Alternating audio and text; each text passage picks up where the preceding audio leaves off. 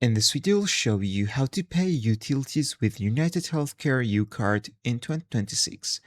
So, to pay your utility bills with your UnitedHealthCare UCard, you can use the online UCard hub or call member services. You can swipe your UCard at utility office or use their standard online payment portals.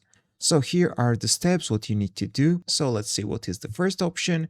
First of all, you need to log in to your United Healthcare member website or just go to United Healthcare app and log into your account. After that, you need to go to the UCard hub or the Healthy Benefits Plus portal. Then you need to choose Bill Pay and search for your eligible utility company within the network.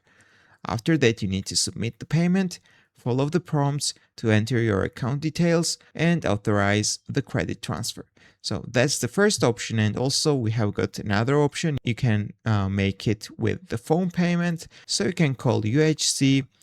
So you can dial the number services number printed on the back of your UCard, and you can request the payment. Inform the representative that you want to use your UCard benefits to pay your utility bill to provide your utility account details. So these are the two options, but there are some important things you need to keep in mind.